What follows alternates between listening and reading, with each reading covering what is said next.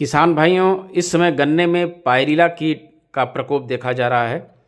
Pyrilla कीट का प्रौढ़ भूरे रंग का होता है, जिसका सिर आगे नुकीले चोंच की तरह निकला होता है। पायरिला कीट की मादा प्रौढ़ जो होती है वो गन्ने की पत्तियों की मध्य सिरा के पास अंडे देती है। अंडे पीले हरे रंग के होते हैं जो सफ़ेद रंग के रोए से ढके होते हैं और अंडे एक दूसरे के ऊपर एक ओवरलैप किए हुए होते हैं।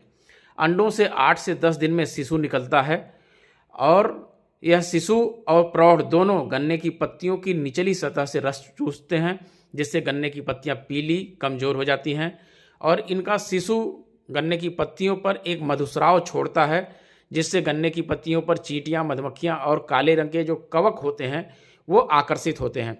इससे गन्ने की पत्तियों की पूरी सतह काले रंग की हो जाती है और पत्तियों की प्रकाश संश्लेषण की क्रिया भी जो है वो प्रभावित होती है। इस कीट के नियंत्रण हेतु अपने खेत का निरीक्षण कर लें कि यदि पायरिला कीट का परजीवी इपिरकेनिया मेलेनोल्यूका आपके खेत में मौजूद है तो किसी भी कीटनाशक का प्रयोग ना करें।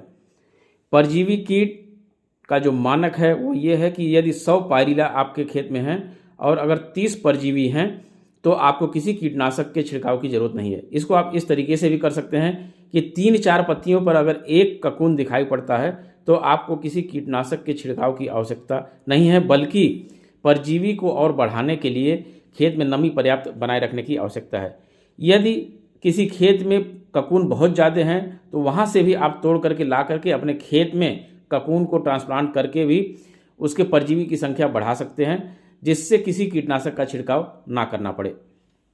यदि आपके खेत में परजीवी की संख्या बिल्कुल नहीं है तब ऐसी स्थिति में आप किसी कीटनाशक का छिड़काव कर सकते हैं, जैसे क्लोरपाइरीफास 20 EC 800 ml या प्रोफेनोफास 40% प्लस साइपर 4% की 750 ml मात्रा या क्विनाल्फास 25% की 800 ml मात्रा को 625 लीटर पानी में घोल बनाकर आप इसका छिड़काव कर सकते हैं।